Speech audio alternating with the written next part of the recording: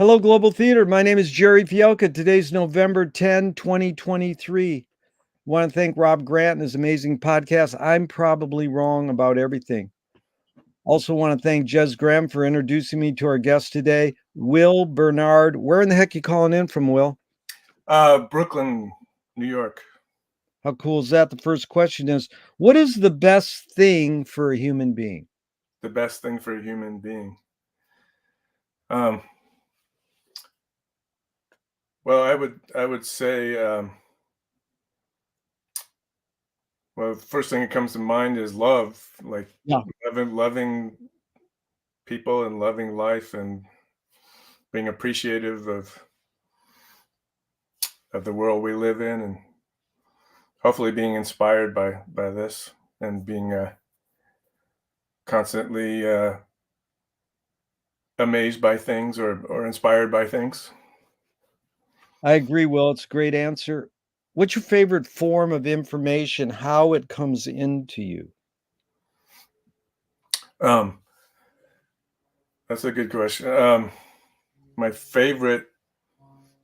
Well, I've been sort of hooked on the internet these days. A lot of YouTube stuff. I used to read all the time, but my eyes aren't as good anymore. So, Well, let's divert for a second. Did you become a reader, one, because your parents told you to, two, they did it as an example, or on your own?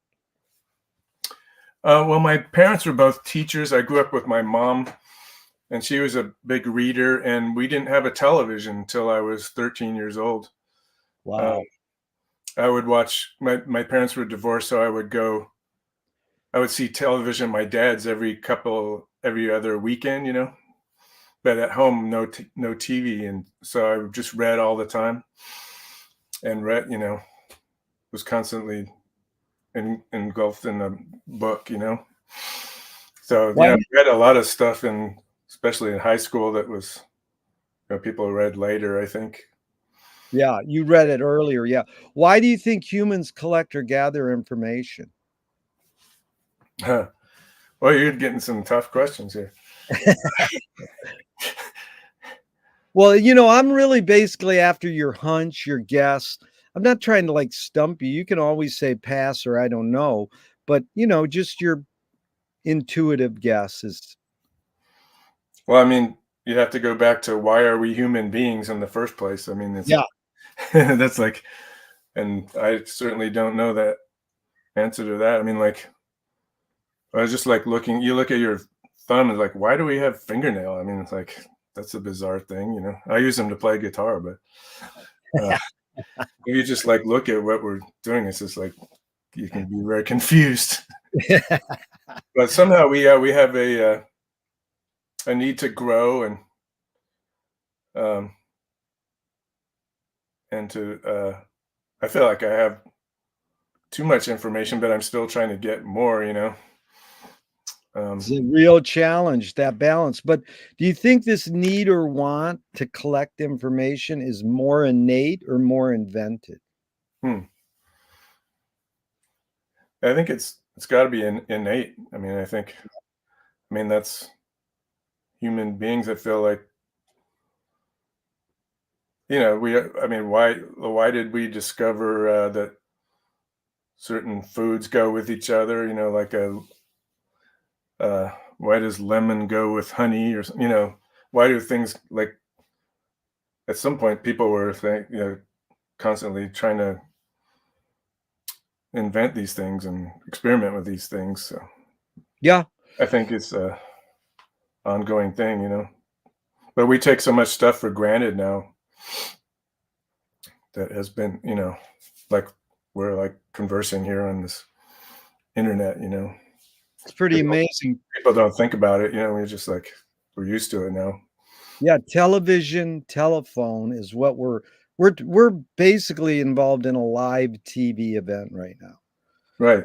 It's alive across the world. When it started pre-39, but right there in New York City, the New York World's Fair is where we first had television, telephone. Mm. And then in '68, it became a reality when Kubrick put it in 2001. The guy calls his daughter from the spaceship and wishes her a happy birthday on television telephone. Now it's like everywhere, Yeah.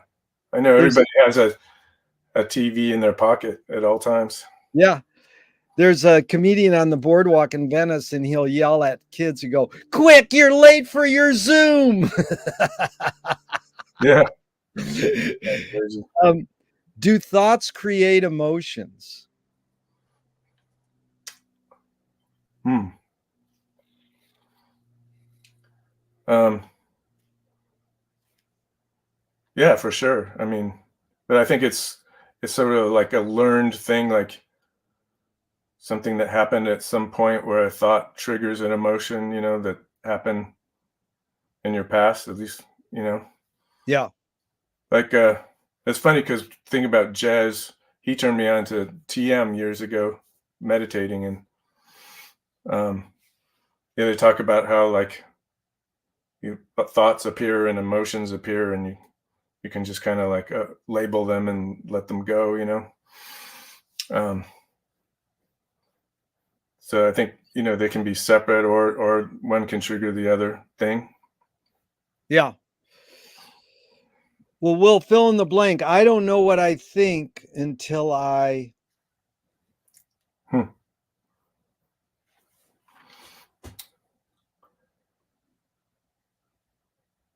I don't know what I think. That's a tough one. Until I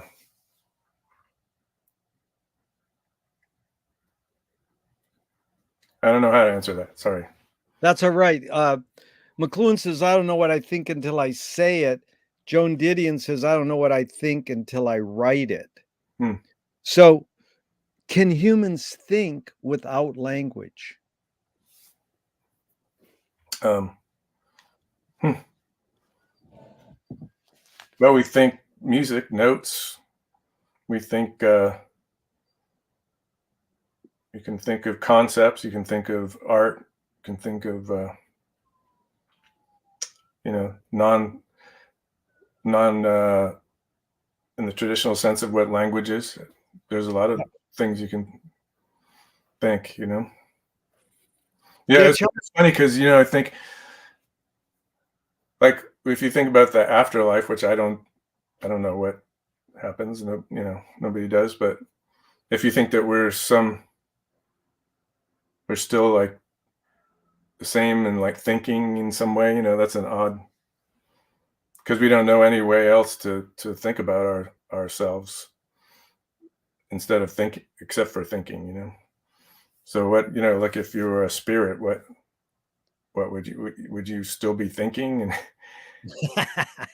like my dad had dementia, so at the end he was like, I don't remember, he didn't remember anything. It's like, yeah, so then like after he dies, does he not remember anything? I don't know. right. There's a lot of Well, you're tackling a lot there because my dad had the same way, and I spent like 8 days with him at the end of his life, and it was like, "Dad, do you want to eat?" And he goes, "Yeah." He says, "Do you want to take a nap?" He goes, "Yeah." I says, "Do you want to go to bed now?" He goes, "Yeah." I says, "Man, you live my kind of life. Just chill out." We don't, and I do think it's funny how we return to almost our childhood innocence, and they call it dementia. It's like, hey, maybe that's the way you're just chilling out into. You've worried enough your whole life about all this minuscule bullshit. Now but people think it's horrible. Oh my God, my dad didn't know my name, or. So I have mixed feelings on dementia in Alzheimer's. I know that I'm getting it in a way. It's probably in my DNA. So I went to the doctor and have a test. She goes, "No, you don't have it." She goes, "If you look at your keys and go, I don't know what these are for, you got it. If you lose your keys, that's normal." normal. What was interesting was one day at the last couple of years, my dad was, in a care home, and I would go visit him. I just remember this one day we were sitting outside, and he was noticing everything, like he was so clear about what was happening right at the instant, you know, like Yeah. he was very in the moment, which is which like the funny thing is we're always trying to be in the moment, you know. It's like what you were saying, like Yeah. maybe you didn't leave all that other stuff, you know. Yeah, we try to live in the moment and just breathe consciously, but we hardly ever do. We just go on automatic pilot and have to do this list of things you gotta do every day, and Yeah, and then when you get older, the list keeps getting longer, it seems like. no, I lose the list, and then I have the day off, and then the next day I make a new list and it says find old list. Fine list, yeah, exactly. You know, the So other guy who we have friends and well, probably a lot of people, but Donald Rollins, a drummer from Berkeley. Donald Rollins is a hell of a dude, yeah. So Jez and Don and I all we had a band together like when I was in last year of high school. Yeah. So that's and we No, were all that's cool. what's that? Don is a Don is a heavy dude, you know. I mean, I've had some inspiring phone calls with the guy. I've never met him in person, but yeah, I appreciate his love of music and Yeah, talking about music. Yeah. yeah, And so Chomsky says a language is not just words, it's a culture, a tradition, a unification of community, a whole history that creates what a community is. mm, Will, what do you do when language doesn't work? When language breaks down, what do you do? mm. I mean, when you're trying to communicate with somebody? Yeah, say you're talking with someone and it's not working with spoken word language. Mhm. Even typing out a email, sometimes that doesn't work. Like when language doesn't work, what do you do?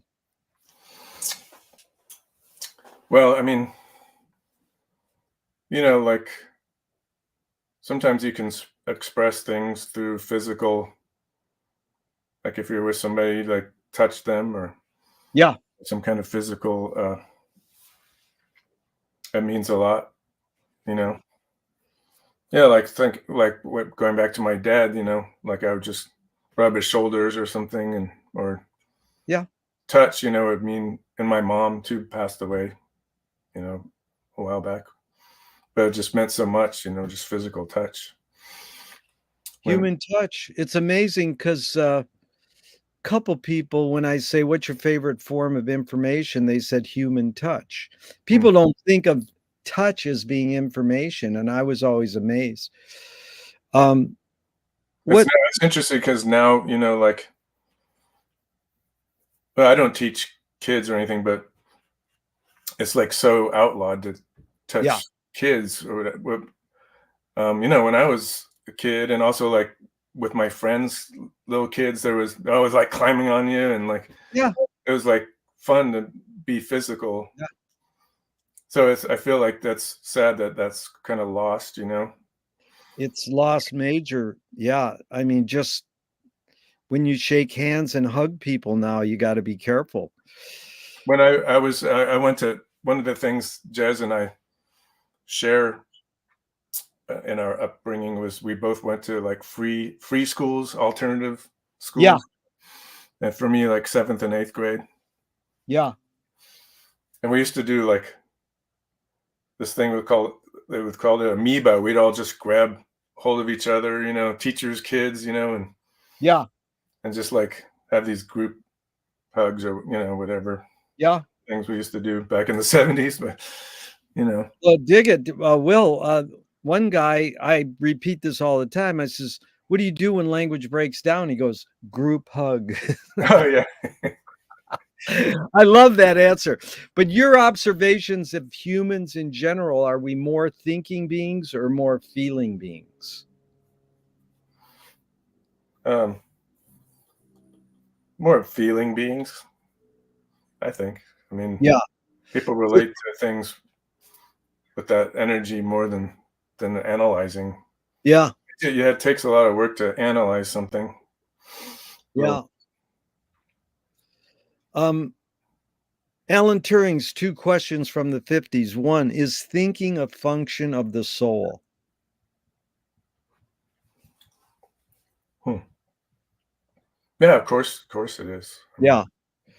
I mean, Its second question is, can machines think? I mean that's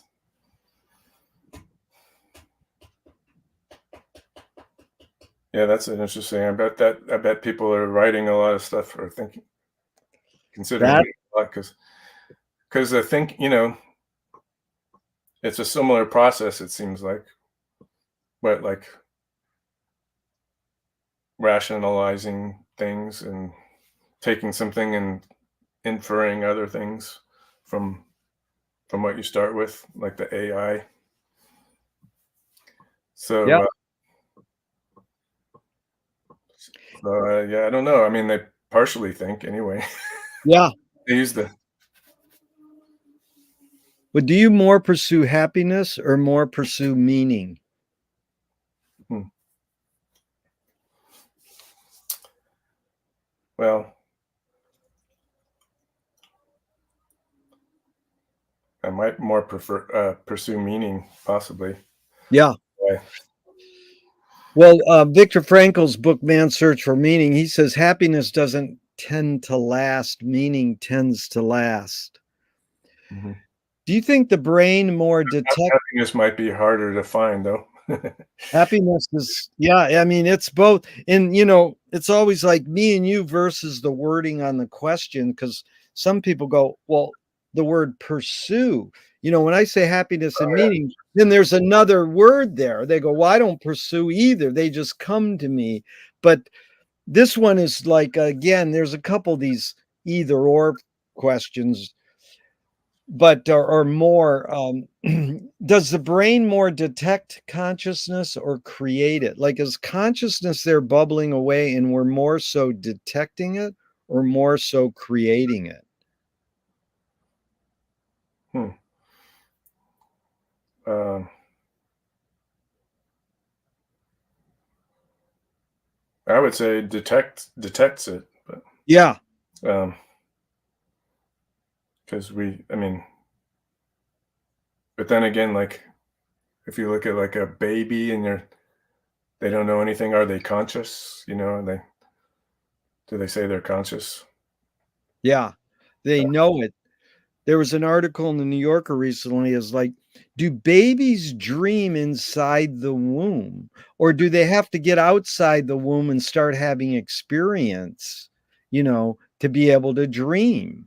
Or, it's a different dreaming, but who knows? We don't, you know, Yeah, the weird thing is like, I mean, some people remember their early stuff. I don't remember most of my first years. yeah, So I remember, some of the things I remember or that I remember are what my parents told me about. So what you kind of, and then you also like see pictures and um, I know I'm changing the subject a little bit, but no. Well, no, you're anticipating that's a question coming up soon. So that's all right. It's all sort of like a Mobius strip. We just keep circling back and around and forward. So, what's faster, speed of light or speed of thought?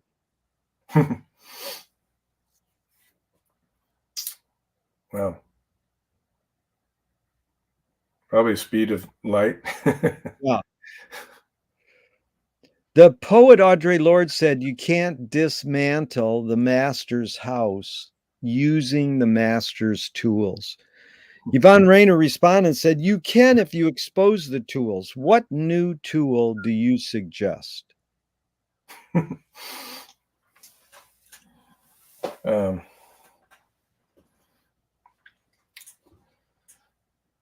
well, the tools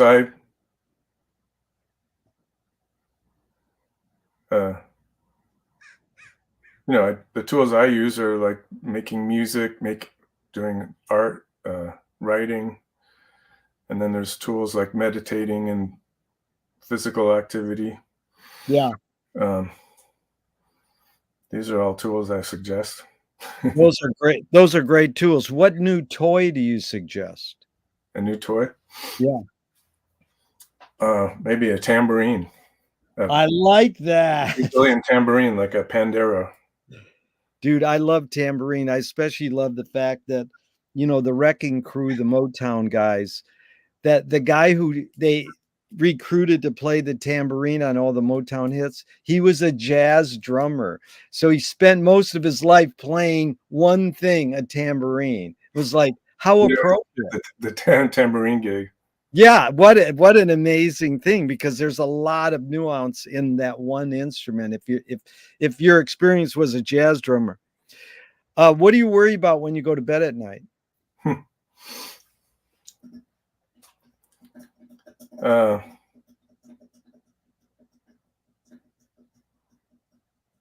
I guess I just worry about how one of the things, just how messed up the world is these days. I mean, it's always something to worry about, but Yeah. these days it seems particularly disturbing. Everything that you see in the news every day. Yeah. So McLuhan learned from the poet Ezra Pound that artists are the antenna of the race. They're broadcasting and detecting the hidden psychic effects of our inventions, so we might be able to cope with what we don't like about our inventions. Sort of like the sensory overload of the news every day. How can we cope with that? So I ask you, Will, the question Marshall probed his whole career. Why do we ignore the hidden psychic effects of our inventions, even though the artists are broadcasting them to us? The hidden psychic effects of which inventions are we talking Well, about? like, just take something like like you were saying, like the news. Most people don't realize what the news really does to us. We just have learned you turn it on, you listen to it, and then it has an effect on you. So there's something deeper. I mean, what did TV and radio do to us was get us to gather in the living room with other people and watch it, so it had a hidden psychic effect of bringing people together, sort of like the watering hole or the you know fireplace where people sit around, and be together. But now, instead of looking at There's like flickering, this 24-hour news cycle now. yeah, instead of looking at flickering light of a flame, we're staring at, like, bloodshed or something. Oh, right. So No, these hidden psychic effects really change us, shape our behavior, and artists kind of broadcast that whether they know it or not. And then we end up ignoring them because we ignore them because we are pretty much embrace every invention we're given. Like, people don't not use cell phones or not use cars. They just think, oh, well, they invented them, we got to use them. well, it's funny. I always think of that, Bill Hicks. You're probably a Bill Hicks Yeah. fan, right? Like he was talking about CNN, watching 24 hours of CNN, like, destruction, war, and then he said he walks out in his backyard and like birds and like Yeah. it's like, I don't know, for some reason a lot of us at least feel it's important to be up on all these news stories, like, because we care. Yeah. But one thing I've always been interested in Indian music and Indian slide guitars, especially. And this last couple of years, I started in the pandemic studying with this Indian slide guitarist named Debashish Bhattacharya, Uh-huh. who lives in Calcutta. I think is one of the top guitarists in the world. But he always tells me sort of philosophical things during our lessons. We do Zoom lessons. And Yeah. one of the things I remember, just one of the things he said, just forget about all the news story. You don't need to watch all that stuff. Concentrate on music. And That's really beautiful advice. It's so well. One of my friends say, I won't watch the news until afternoon, nothing in the morning. Well, that's a wise person because he's integrating music and life philosophies. I really appreciate that. So, do you think artists have moral obligation? Um, I don't think they have moral obligation, but I appreciate artists who do consider that in their work and Yeah.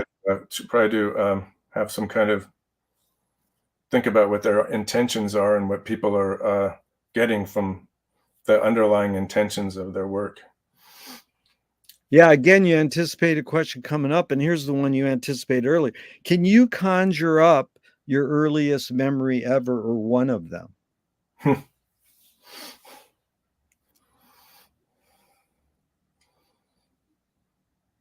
Well, it makes me think, going back to the other question of what is our memories or what is what our parents told us or things like that. Yeah. My mom said the first thing I ever said after mom and dad was funny noise. Oh, wow, that's great. Funny noise. So I guess that sort of shaped my whole life, you know.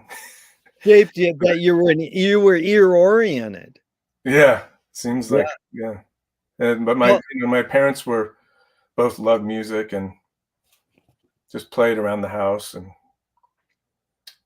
but um but yeah, definitely ear oriented. but it's also not just noise, but also funny. So there's some, you Yeah. know, observation to the description of the noise. So do you think memory is more a curse or more a blessing?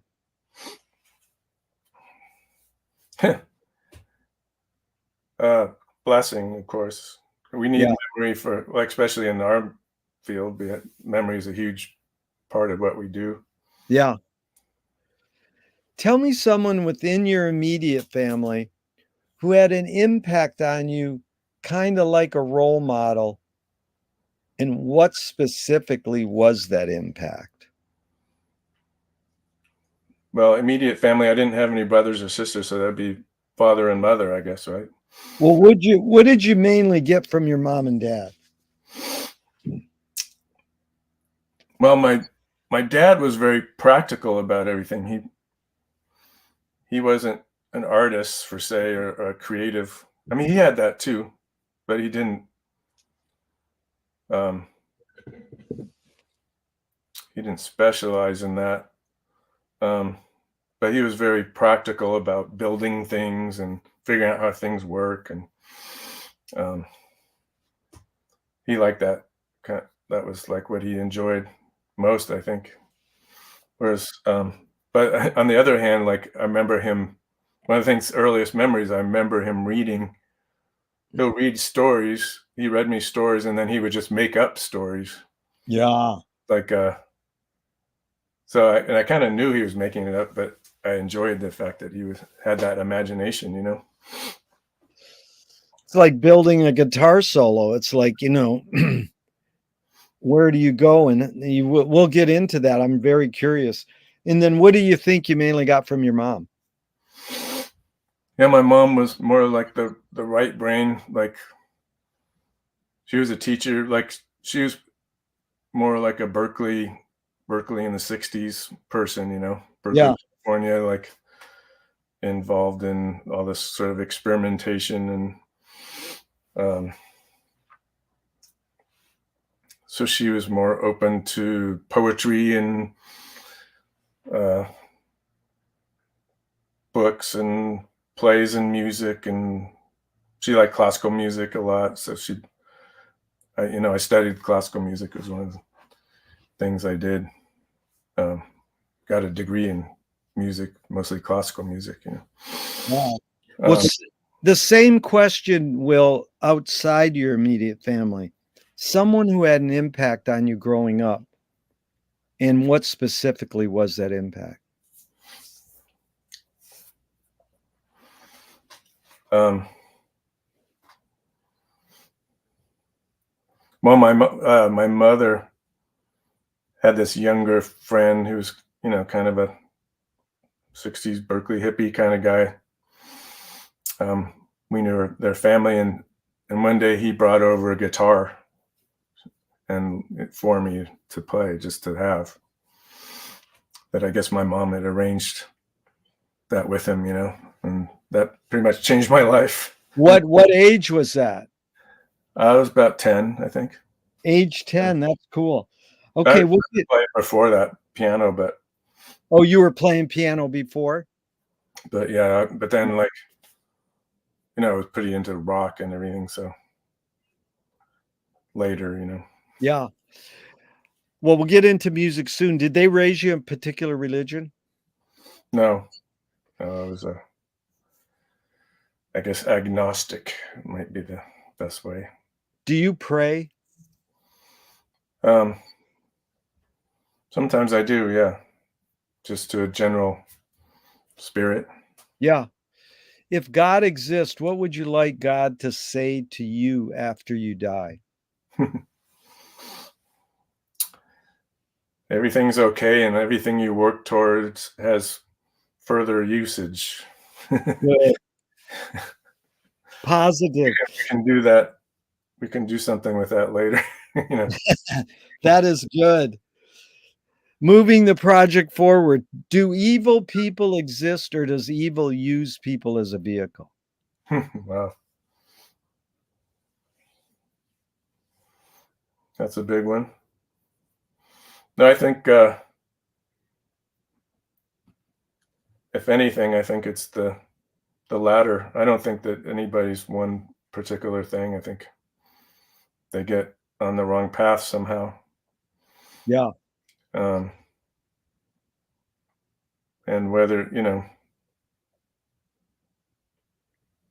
that's, I don't know whether I kind of believe in like this, like it's sort of like negativity and positivity, like, which I feel like maybe that could be what people are talking about, heaven and hell, maybe there's this positive and negative forces that can just be labeled as such, Yeah. in a non-religious sort of way of looking at it, like, and you can like you can easily be swept up by negative things. Yep. Like that duality or binary thing. But really the hidden question, Will, is how do you advise someone to deal with an enemy? And I'll set it up. Alan Watts says, if you acknowledge your enemy, you empower them. Coppola stole from The Mob and the Samurais, keep your friends close and your enemies closer. JFK said, forgive your enemy, but don't forget their name. And Fellini says, I need an enemy. So it's a lot of thoughts. The basic question is, how do you advise someone to deal with an enemy? But first, how would you respond to Alan Watts? If you acknowledge your enemy, you empower them. Yeah, that's pretty amazing. Well,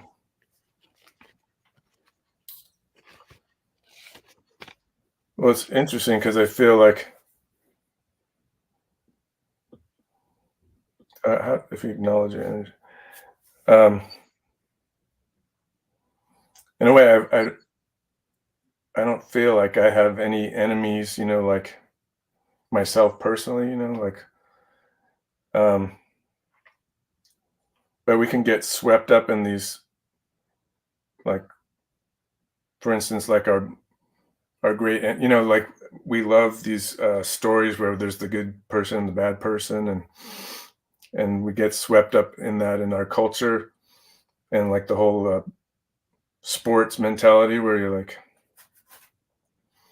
our team and their team. I feel like that's so much part of, like, now we have, like, we all hate Trump, like that's the big, it takes so much energy out of everything.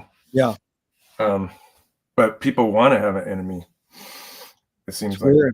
they want to have, it's sort of like, oh, we got to go clean the house, there's that stain over there, we got to deal with that. We like to have something to work towards to get our house clean. Yeah.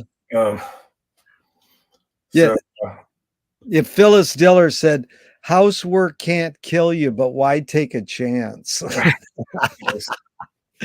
But I see what you have ESP because you anticipate the next question. It's Nassim Taleb said games were created to give non-heroes the illusion of winning.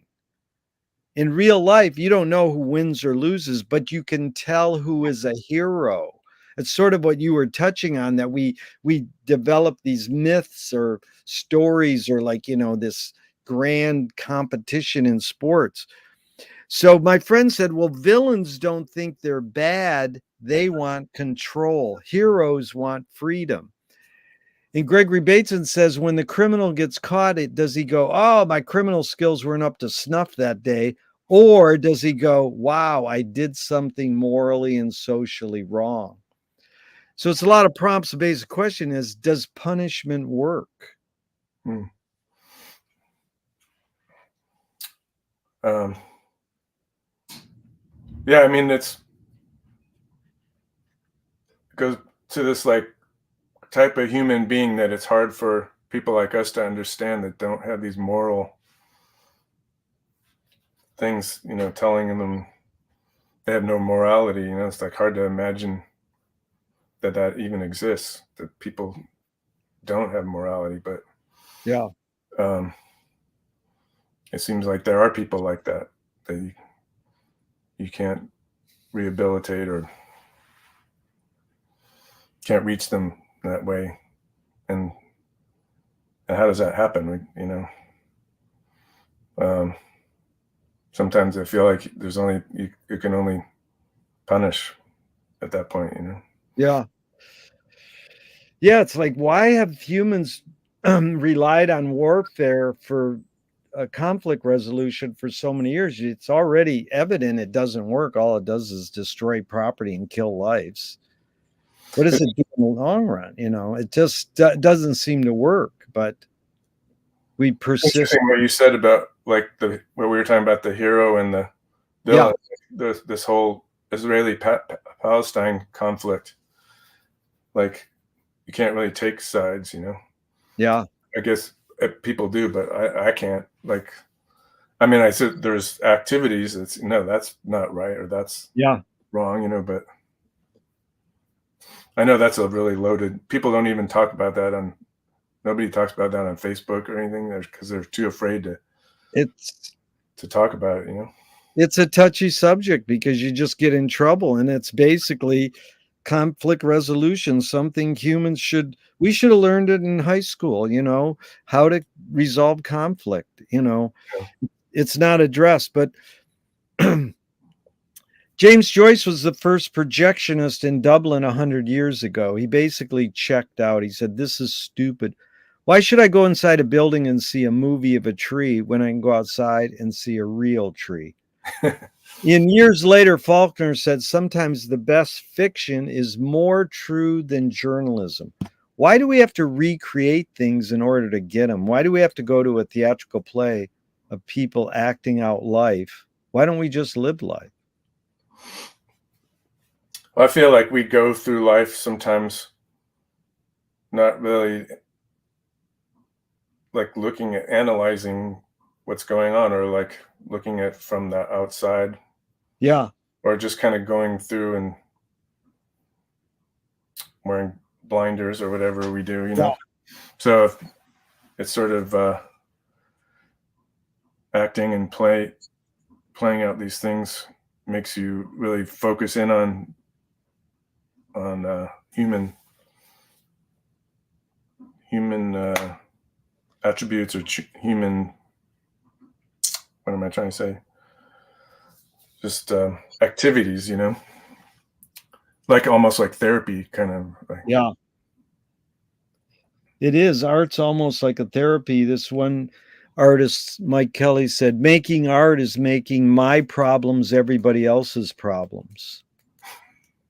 And it leads me to ask you, what was your tipping point, Will, to say, I want to be a musician? You're playing piano young, then at 10, you get your guitar. But where did you go? You're listening to all types of music, it seems. Your mom was turning on to classical. You're hearing rock and roll. Well, what was the tipping point? You go, that's my calling. That's what I want to do. Well, I mean, part of it was just getting that guitar for the first time. Yeah. But then, like, I remember in high school,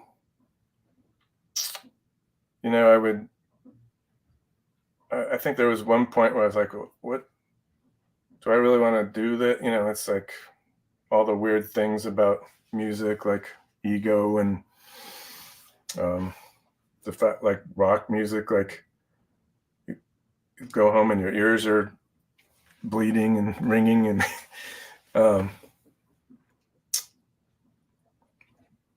I don't remember exactly thinking, do I want to do this? But I remember this dream I had, which like projected me in the future, and it was like in a club, and there was all this crazy music happening, of like music that I couldn't have thought of at that point in my life, but it was almost like skipping ahead to the future.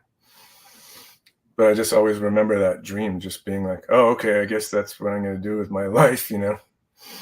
Wow, that's sort of but was it experimental music or was it just music? Was the music the future music or was it you in the environment of playing music? I can't remember. I just remember being part of this thing that was pretty mind blowing. But I Yeah. don't know if I was like playing or not playing. Yeah. And Like some sense of community. yeah, it was like some forethought thing. Yeah, Yeah. yeah, maybe a sense of community. Yeah. Well, what's the function of music? Hmm. But I think about that a lot because I think it has a lot of different functions. Like there's like sort of commercial, not necessarily commercial, but like there's the music you do when you're at home, and then there's like the way music is used in society. So there's background music, like when you go to a restaurant or go somewhere, and then there's music for dancing, and then there's music for listening. Yeah. I think those, or accompanying film or accompanying dance or some kind of thing where it's accompanying some other art form, right? Yeah. So I feel like, well, there's probably other things too, but those are the ones that come to mind. And I feel like the hardest thing to do is play listening music because people aren't trained to do that like No. anymore. I mean, most people don't know how to listen to music. I don't think. It's a Or- What's that? really good point. Yeah. And this goes to you when you're composing your own Will Bernard composition. Like it's not an assignment. It's not you playing with another group. It's like you composing your own piece. Stanley Kubrick says, well, no, a screenwriting teacher told me great art is when you can clearly see the intention of the maker. Kubrick says the opposite. Great art is when you can clearly not see the intention of the maker. So when you're writing a piece of Who's the first person you said? a screenwriting teacher told me Oh, great art is when you can clearly see the intention.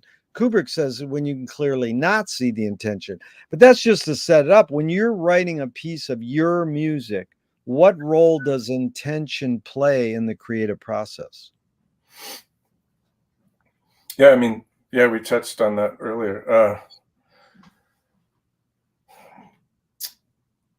Well, I feel like I have different modes of writing, like, and it's actually something I meaning to work on more because I feel like I have this mode of writing, like the more funky stuff, which is like I would put it in dance, like people going to club and hang out with their friends and maybe dancing or just party, kind of more party Yeah. music, you know. Yeah. And then I have the more listening kind of music. Um, and it's interesting because I just did a record with Beth Custer, this clarinet player, is like the last project I did, just duo guitar and clarinet. Yeah.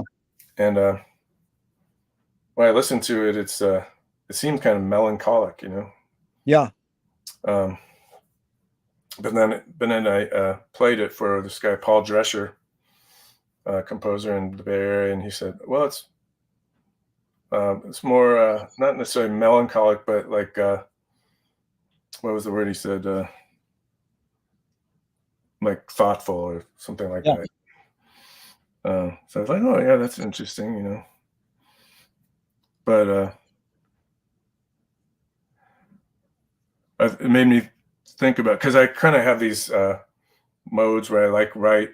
If I write something like a solo guitar piece, a lot of times it'll be kind of might be melancholic or it might be um, introspective. I think maybe that's the word he said. You know, Yeah. uh, introspective. I'm like, well, I could like, I should like, I should like consciously work on that. Like, I write more of a happy piece or more like different, modes of emotional thinking. You know, emotional emotions. Yeah, various emotions. It's like McLuhan has a great line. He says, "Carefully make plans, then do the opposite." So it's sort of like if that's where you're inclined to go towards the introspective, then that's where you're going to go. But then you're saying, "Oh, maybe I should entertain flipping that and doing something different," you know? Yeah, yeah. I mean, I feel like that's all. That's always a thing for creative people to just try to break out of Yeah.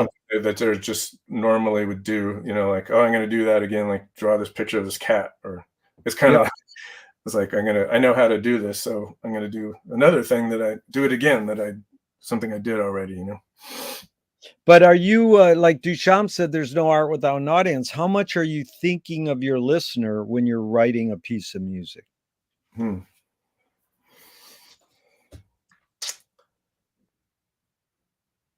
Well, then again, like maybe it's like almost talking about introspective, like a what's the opposite of introspective? Outrospective, outrospective. Like um, it's like Colonel Bruce Hampton's outstructional video.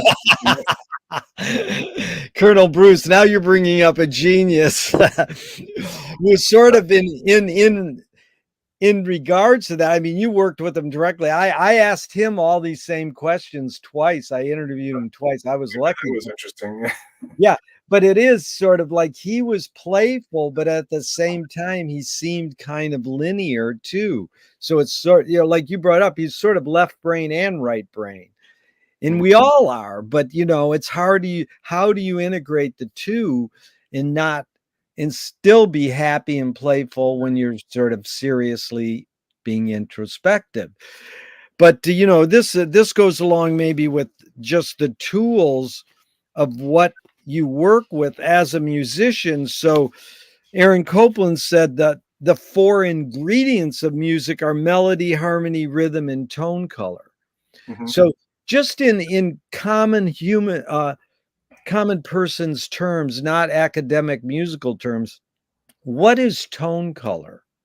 How would you describe tone color to the normal person?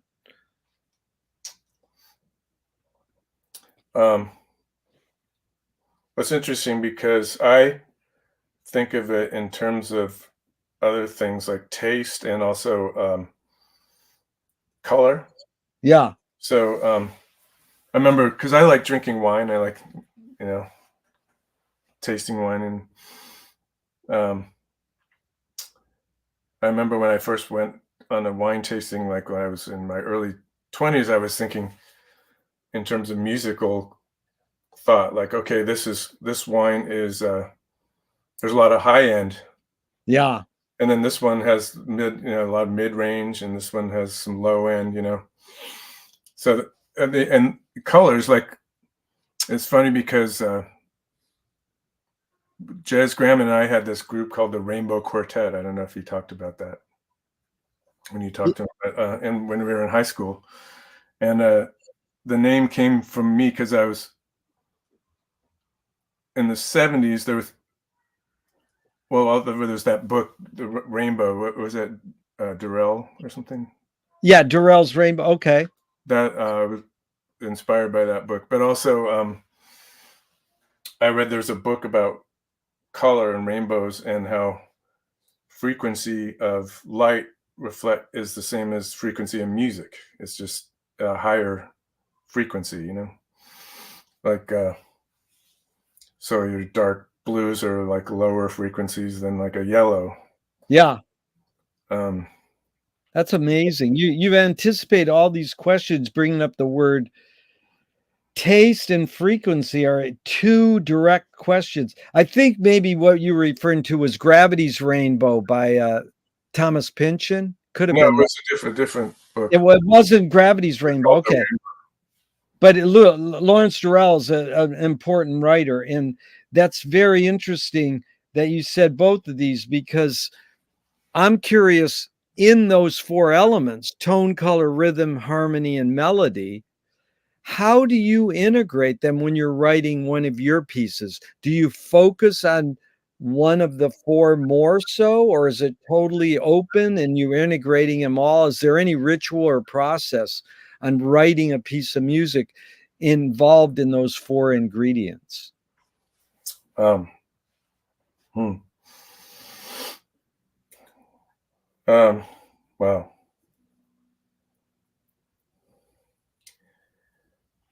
The way I write usually is like it's sort of like start with a doodle and then like start with the idea and then see where it leads to.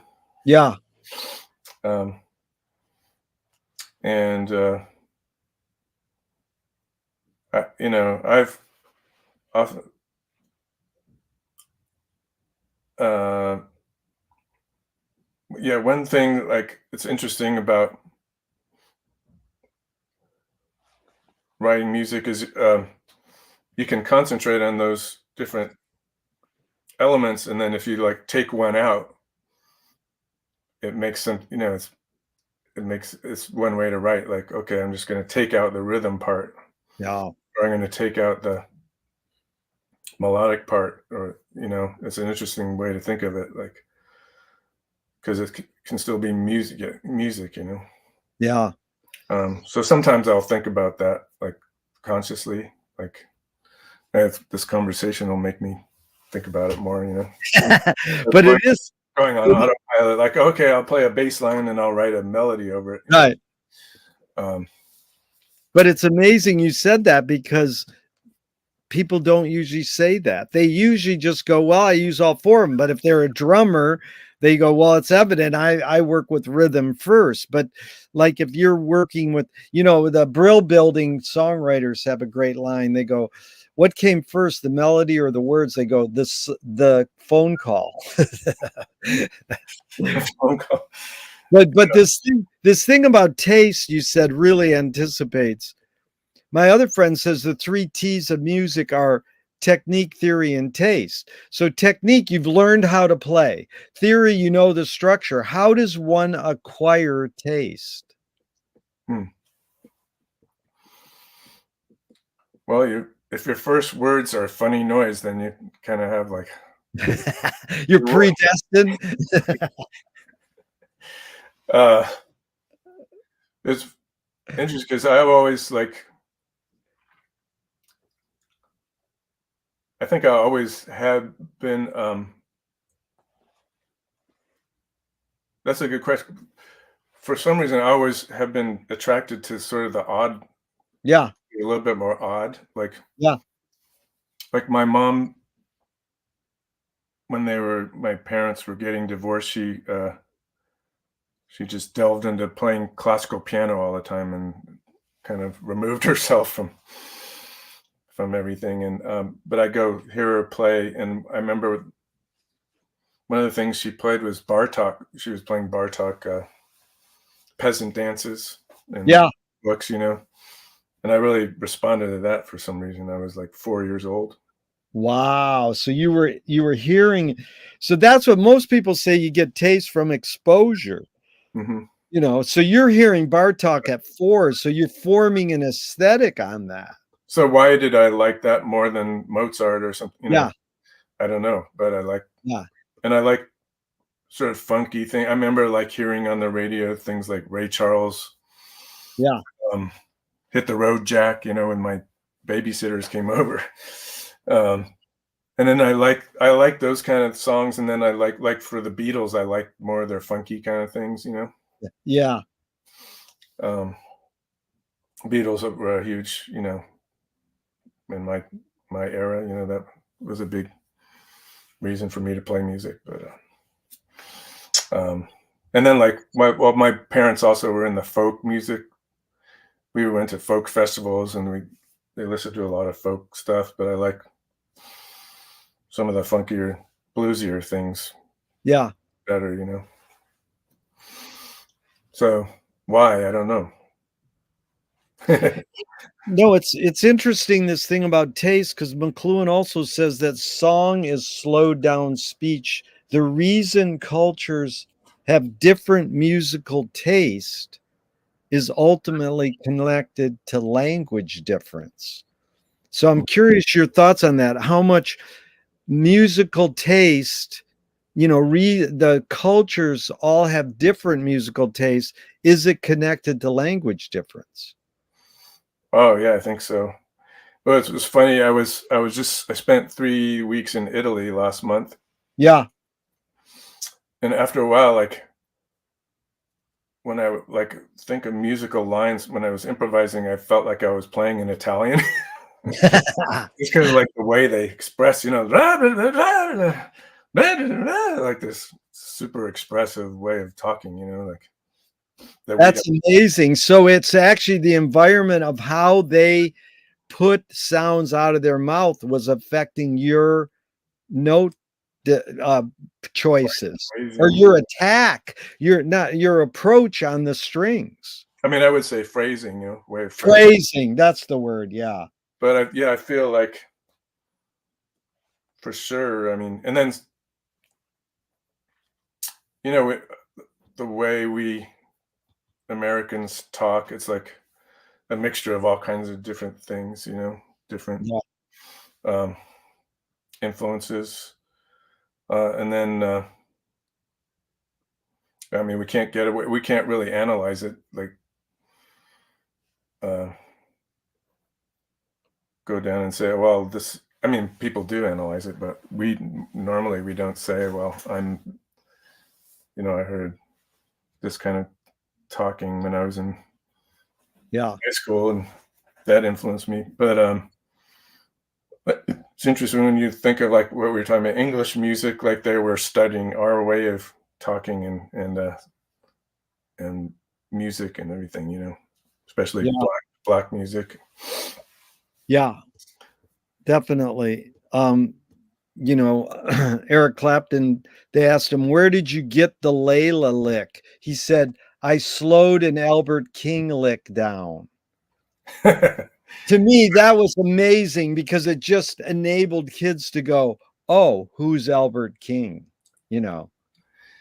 There's this a song that the Meters did with like with Maceo Parker. Yeah, I think it's called "Keep on Marching," yeah, and I played it with those with Leo and Maceo on the Jam Cruise one time. We had a rehearsal, and the main guitar riff goes dan dan dan dan dan dan, and he said, "Yo, mama don't wear no drawers." Like that's the old African American saying, right? Your mama don't wear no drawers, and he made a lick out of it. So that that's was, yeah, there's a lot of that, I think, in music, you know, stuff that comes from language, like a rhythmic thing that comes from language that we will put into music, whether we realize it or not. Totally. My, one of my greatest memories was raised in Flint, Michigan, and it is integrated. So we're white kids playing basketball, and these black guys came over to play basketball with us, and they taught us this song, "Lipstick on Your Jock Strap." It's same thing. It's like where that was like an amazing thing that it stuck with me, and it was musical how they said it. You know. Right. Yeah, there's I mean, a lot of I feel like a lot of black music, like, has that history to Yeah. it, you know, like and it's, you know, it's also comes from European this stuff, like, you know, it's all kinda mixed in, but when Yeah. you think of, like, like, you go and you're in a different culture like Italy or England, Yeah. and they have their own ways, you know, their own things like that, you know, that Well, you goes into music too, you know? Yeah, it's really amazing because that, McLuhan quote, "Different musical taste and, different language difference," it really stumps people, and I'm always just trying to figure it out myself. That's why I'm asking people, and it was great where you went with that, bringing up that example. What's more fundamental, language or music? Wow. Maybe music. Yeah. Can you tell me an instrumental that makes you laugh? Wow, that's funny. That's getting to, we might have to talk about Frank Zappa someday, I think. Well, I mean, like Spike Jones and Frank, they also wrote music with lyrics, but I'm curious if yeah, I mean, it doesn't matter who it is or who the name of the song, but is there any songs that have no words that make you laugh? Well, I was, first came to mind was A Kid in His Arf from The Roxy, you Kid know? the Kid in His Arf is a perfect example. That's great. But then my next thing that I thought of was Monk, Thelonious Monk, Dude, 'cause, that you gotta have ESP because that's exactly where I was going next. My friend said Thelonious Monk heard all the same notes that Charlie Parker heard, but he only decided to play some of them. So, Monk Monk has this line, there are no wrong notes. mhm. You agree or disagree? Yeah, I agree, of course. But, the thing about Monk goes back to our friend Donald Rollins, because Yeah, first time I ever heard Monk was his house, yeah, or at least the first time it made a big impression, and it was underground. yeah, And I went over to Don, and he had a little weed, and we smoked some weed, and he put on first I stared at that cover for about, 5 minutes, you know? yeah. And then I listened to it. It was like the funniest music I ever heard in one way, but also the most insightful and swinging, you know, like everything. Swinging, totally. I always say Monk makes me laugh, ba-diddle-a-doo, ba-doodle-a-doo-doo-doo, ah, ah, Yeah, ah. so, I mean, I always like I always feel like there's humor in most of my music that I write, you know? That's good. Even if it's, like, more somber or something, there's something I feel there's something humor in there, you know? Well, that's back to your mantra, funny noise. Yeah. But, talk about noise, Monk also said that silence is the loudest sound in the universe. And, George Clinton says funk is the absence of. Miles Davis talked about the space between notes. How do you know how to not play? How do you incorporate silence in your music? Well, I feel like for me, it's think about melody and breathing and phrasing. Um, I feel like a lot of like I live in New York, and there's a lot of musicians with incredible technique, you know, Yeah. like way better technique than I have. But I feel like I've focused more on melody and phrasing in my I tried to in, Yeah. in my music and trying to tell a story and be um you know, like telling a story is Yeah. the old way of saying that. But I feel like everybody has a different story. You could have a story with a lot of notes in it, you know. It's- People have fast brains and probably faster brains than I do, you know.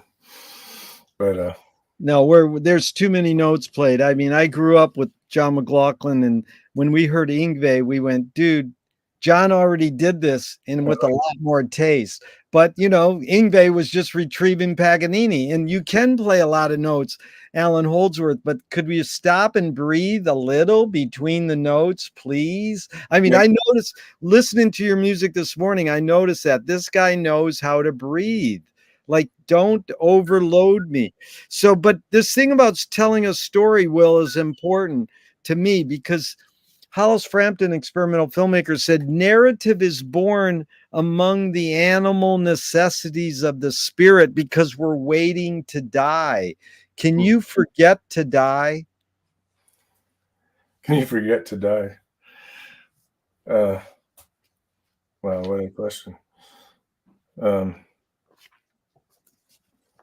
you mean that would mean you would be living forever then, right? Well, that's funny.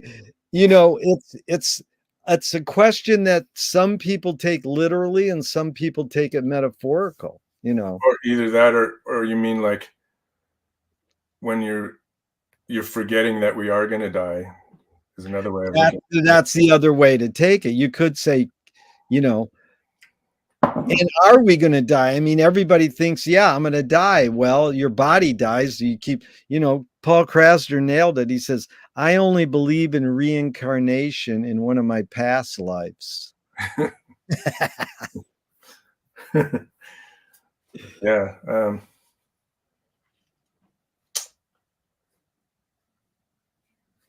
Yeah. Dr. John said, um, life is a near death experience.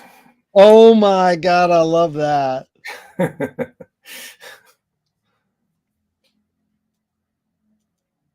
A near death experience. You know, I asked Dr. John all these questions once. No, I bet. Is that available to see somewhere? Yeah, it's on archive.org. It's not it's audio only, but I will tell you when we get to the question, the one question he went, I won't go there. But I, I'm I was I was friends with him and got to play with him a few times, and every time I'd talk to him, it was just amazing. Like all the stuff he would say was incredible. I remember you a lot of it too, but yeah, you want to like write it down. He's an amazing, yeah, amazing musician, just so incredible. And we're lucky that he was on the face of the earth, you know, to give us, you know, uh, yeah, he was a gentleman too. He was really yeah, positive and supportive of people. yeah. So Ruth Draper said the key is to bring the audience up onto the stage and into the scene with you. It is they who must give you even more than you give them in the way of imagination and creative power. You're a performer as well as a musician. How do you do that? How do you bring the audience up onto the stage with you? I mean, it sounds good what she's saying, but what's your Yeah, I mean that's always a challenge. I mean, it's always so much nicer when they're ready for you and they know what you know they want to. They're there waiting for you to be you. You know, yeah, it's like a lot easier than trying to convert people. You know, I mean I guess that's what like real star power. Like people can go anywhere and just people are drawn to them. You know. Um, so yeah, I feel like that's for me. That's a challenge. I remember there was a show at the bitter end that I was Bernie Worrell was playing. Yeah. Uh, some friends of mine, or these people that were in his backup band, I did a couple projects with Bernie and like just performing, and I went that night to sit in with him, and also Bootsy was there, Yeah. like a very small audience, maybe probably 50 at the most, maybe less than 50. Yeah. And Bootsy just like stole it when he got on. It was ridiculous. Like he went on, he went and like stood on a table and like got everybody real quiet, and we're like chanting, it's like it was mind blowing. Um, No, he's amazing. He still puts out like fresh new music and gives it to people free and with these wild graphic videos, but it's I know. just it is so solid, Bootsy, and he's not it's amazing. But this is what you talked about, Will, is perfect to lead into. This is what Leonard Cohen said. The only way you can sell a concert is if you put yourself at risk. And if you don't do that, people know. What what role does risk playing play for you? Well, I feel like I am kind of a risk taker in some certain ways in the way I play. I was just talking to somebody about that yesterday, like how certain players are polished, and they're just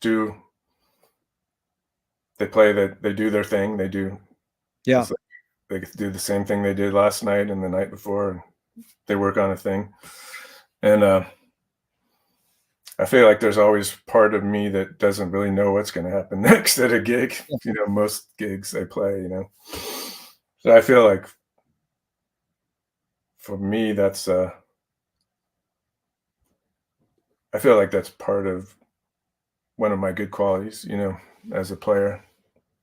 But what does courage mean to you now? Does that take courage and bravery to do that? Um,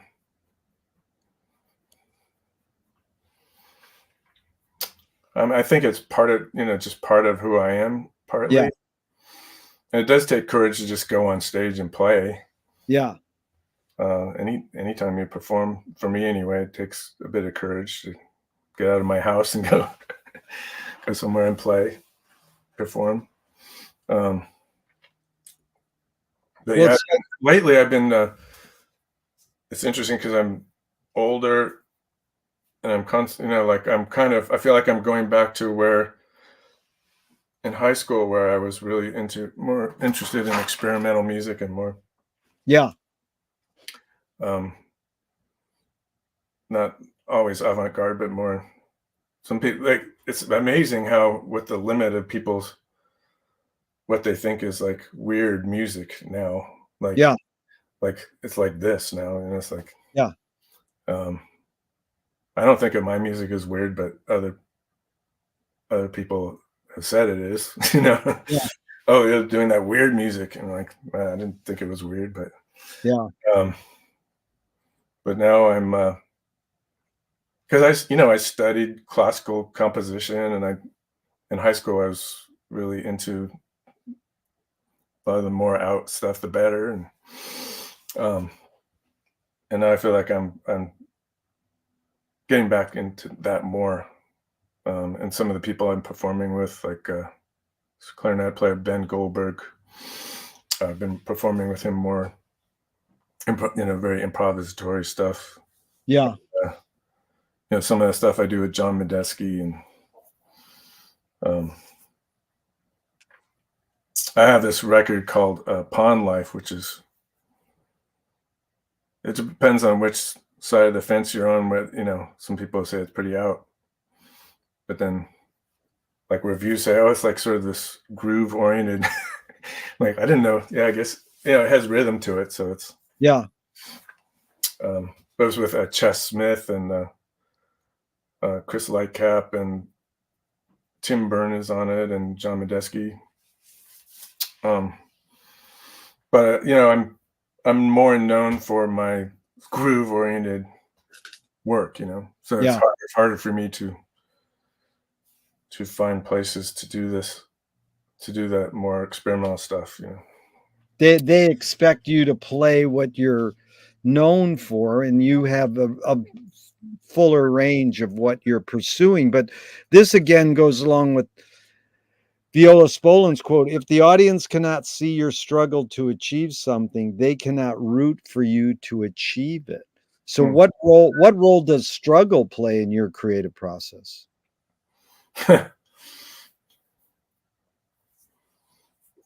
Yeah, I mean,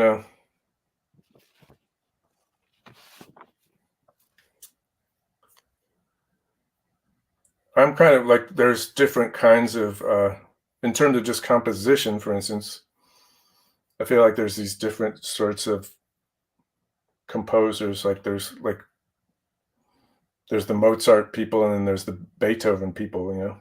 Yeah, Um, and I feel like I'm more of a Beethoven person. I mean, just in like scratching things out and starting over and redoing. It doesn't all just come out like perfectly. yeah, Like, oh, I'm gonna write a song and it just comes out. You know, I work on it pretty hard most of the time. You know, sometimes things will just come out and they're the best things that come. You know, like something that just came out very easily. Um, so that's that's an interesting thing I've thought of about a lot is like the spontaneous composition and non-spontaneous composition, like because we're people like us who are improvisers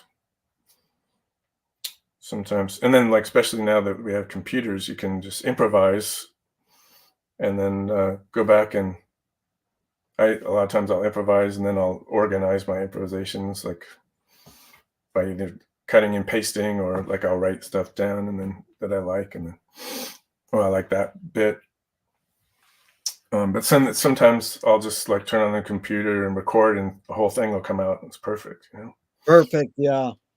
But you have the knowledge that you can edit. So you can't just see this is I learned from asking Don Preston, who played with the Mothers of Invention, with all these same questions, and he says, "Don't think." And it's like, yeah, well, that's like romanticizing, and I'm not disputing him, but that's romanticizing because you know that you have this catalog of like riffs and language of music in your head. So you're referencing that, but how do you not think? I mean, it's sort of like separating thinking from feeling again.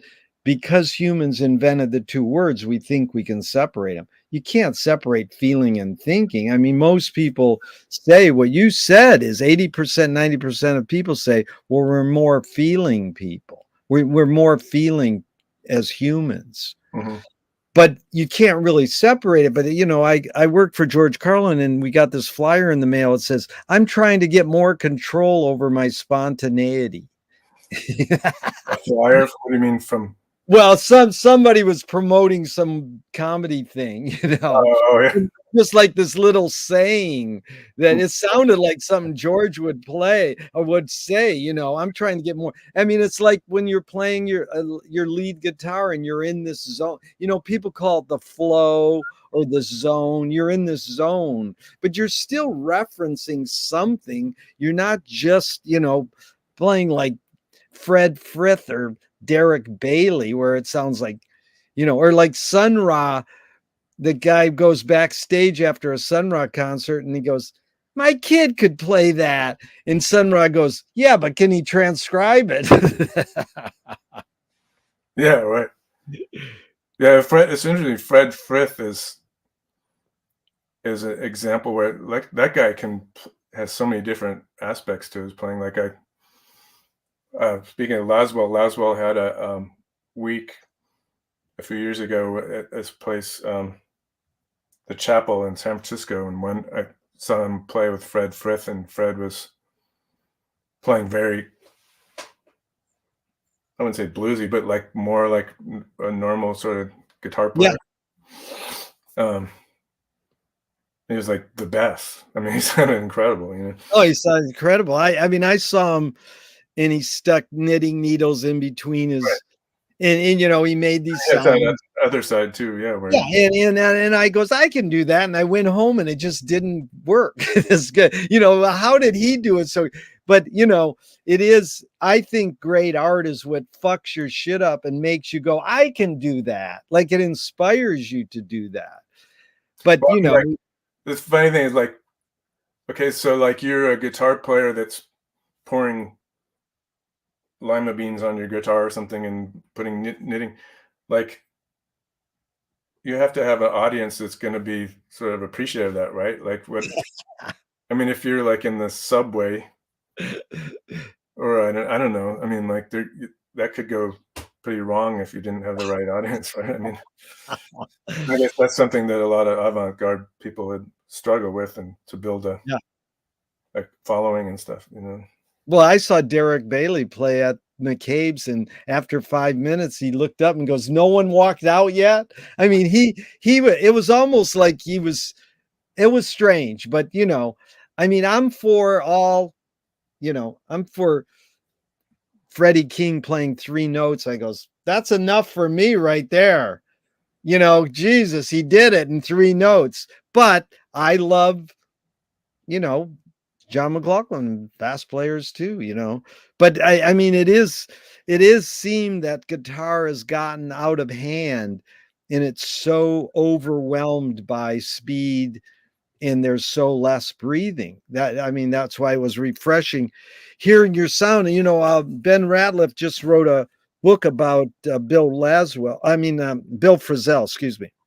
And Oh, he's yeah, yeah, he says, I mean sound as it has long functioned among jazz players as a mystical term of art, as in every musician finally needs a sound, a full and sensible embodiment of their artistic personality, such that it can be heard at best in a single note.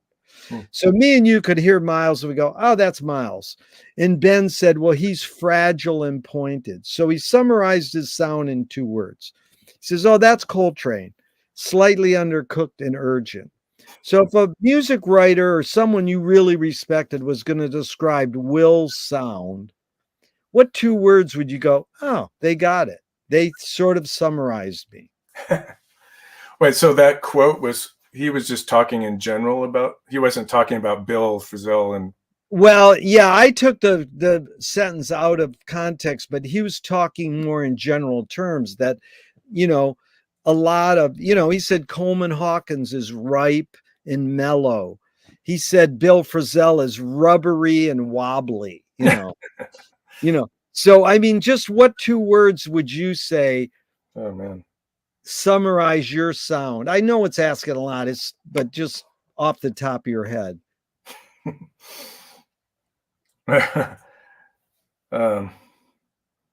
about pungent and thoughtful? That's good. Pungent and thoughtful. Really good. So here's Zappa in 1969. And we sort of touched on this a little when you talked about frequency. In the LA Free Press, he mentioned Pauline Oliveros' work with the sound above the audio, excuse me, above the audible and below, creating a mass. So Frank said, not that it created a mass, it created something audible. It produced a some indifference tone, which happened to be located within the audible frequency range. By, by combining something so high you couldn't hear it and something so low you couldn't hear it, it yields something in the middle you could hear. Wow. Whether or not you like what you heard is another question. The concept is brilliant. So that was Frank describing this Pauline Oliveros Hmm. concept. What's your take on this some indifference tone that he described? Any thoughts on that? You know, Yeah, difference tones are that's a very interesting phenomenon. And I guess you kind of describe it for whoever is not a musician, like, but whenever you, not whenever, but yeah, like a lot of times when you put two notes together, then a third note will come out. And, but that's really mysterious and wonderful when that happens. And um, I love that. I've always loved that sound, like a, you know, ring modulator does that. That's how a ring modulator works, right? Oh, really? Yeah. You it's like you have a pitch and then you play and then another third pitch comes out. One of the records that inspired me so much when I was a kid was Hendrix's Band of Gypsy record, Yeah. which, you know, still I think is some of the greatest guitar playing that ever there was recorded, you know, electric guitar playing. Yeah. But but he experiments with that a lot on the, especially in that song "Who Knows," Yeah. where it's just like, what is going on here? It's like, what are those notes? You know, sounds like a weird violin. I don't know if you're talking about more. You were asking me this question more of a philosophical thing or more of a. No, practical. You put it in the context you want. No, that was good, Will, because my friend played bass with Scott Henderson. You know that guitarist? Sure. He said, Band of Gypsies is it. That's it. That's the pinnacle. That's the holy grail. And, you know, I return to it constantly. And it's just like, it is unbelievable. And it's so ironic because Jimmy's rhythm section in a way is better with Mitch and Noel, but his guitar, I mean, it's not better, but it's just different, you know. I mean, Buddy Miles is no Mitch Mitchell, but for what Hendrix is doing in Band of Gypsies, it's better. You know, better is not the right word, but it's more impactful in the long run. You know. Well, I mean, it's funk. It's a funk record, kind of. You know, it's like, yeah. like when I sometimes when I play guitar over a funk kind of groove, I'll think about that, like that Yeah. record, like, especially that "Who Knows" the solos in that Yeah. song. Whereas, like, you know, Mitch Mitchell, he was like inspired by Elvin Jones, you know, and jazz people, you know. Yep. Which is like all those guys, like Ginger Baker and like that florid sort of, not that florid, fluent, like playing a lot, you know, style. But that's what I think. Another way of like playing, you know. It's just another way, yeah. But it gives Jimmy the space to do it when Buddy's just holding time more than playing, you know, a lot. He's holding the time so that Jimmy can just hold that note, you know, in Machine Gun where he just holds that one feedback note. It's like that's it. For me, I just wait for that moment to start, you know.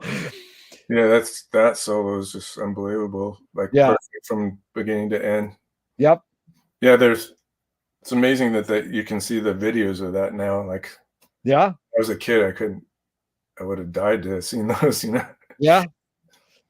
Yeah, it's pretty amazing what you can see. And it's even fun to watch kids show you how to play because it's them applying Hendrix to their own fingers. And it really amazes me when kids do tutorials on YouTube now. I mean, even if they waver off a little, it's an amazing experience.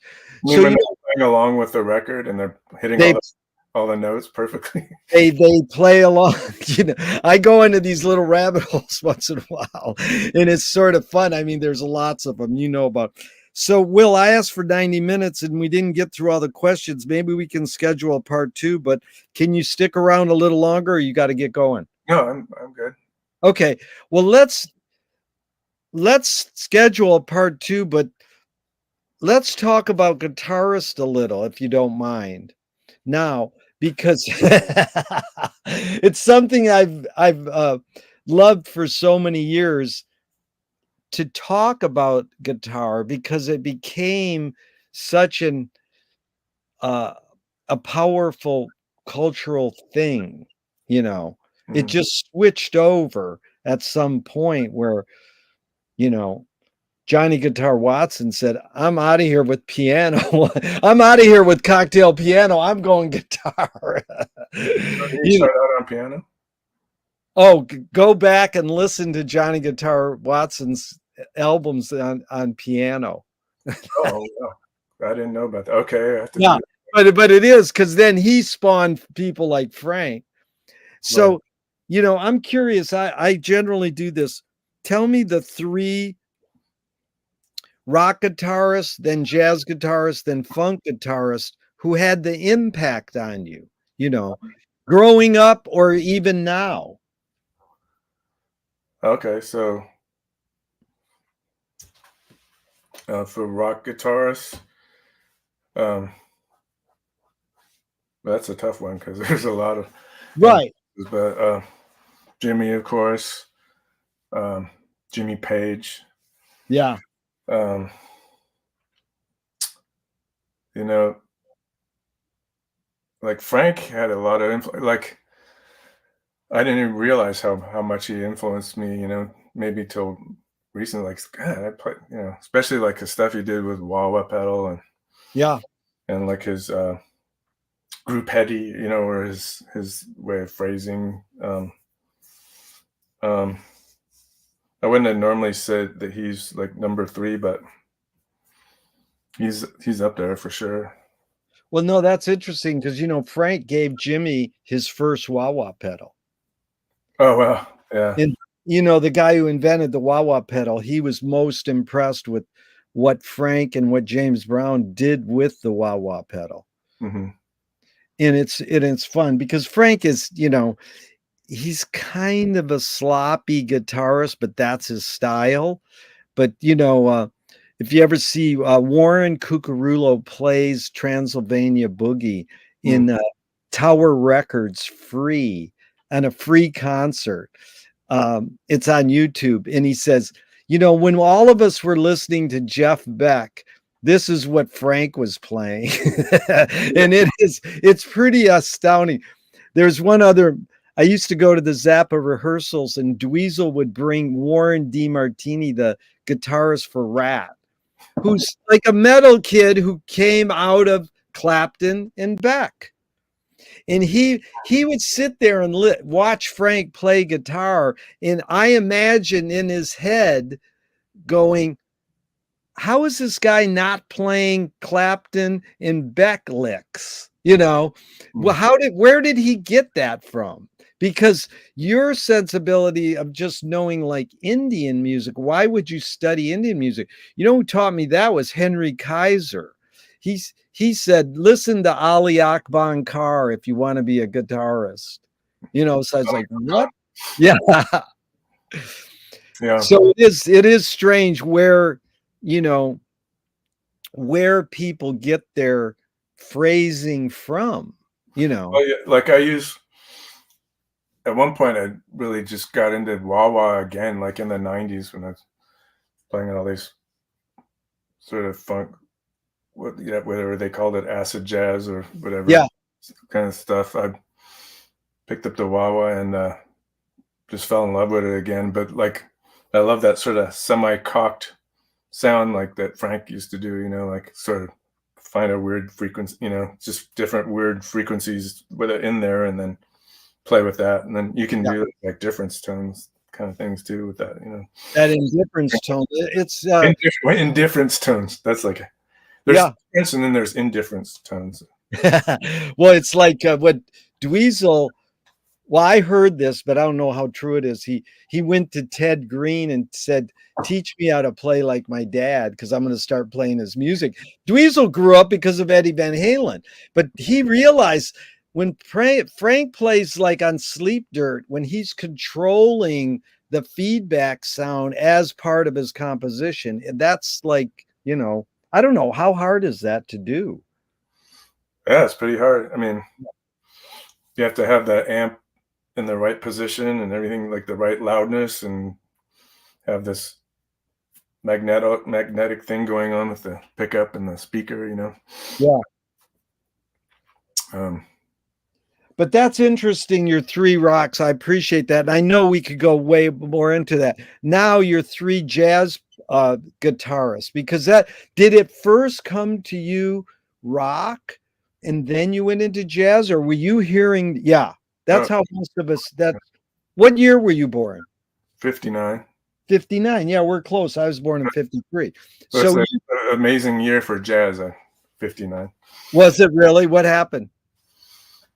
Kind of Blue came out that year, and I think Ornette's first record maybe came out. Nice. Just a lot of amazing records came out that year. Well, I'm glad you brought up Ornette, because talk about what the audience expects. I know Pat Metheny's a great guitarist.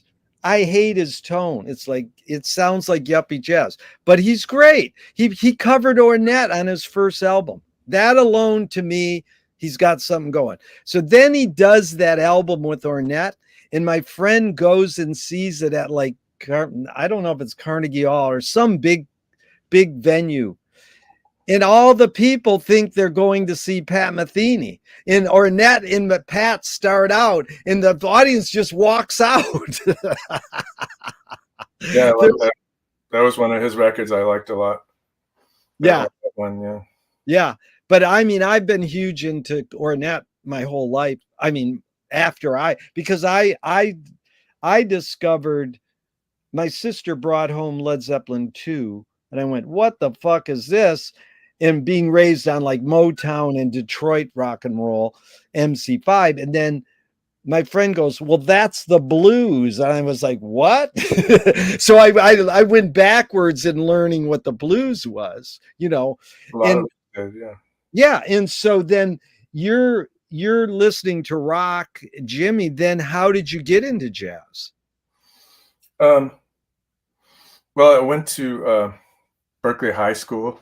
Yeah. There was a big jazz program there, and there was a lot of different things that happened at the same time. Like, from rock, I got into fusion stuff, which was like just starting to happen there. I remember hearing on the radio a promo for Mahavishnu's first record, and Intermittent Flame. and I was like, into Tower Power and Dave Garibaldi's drum.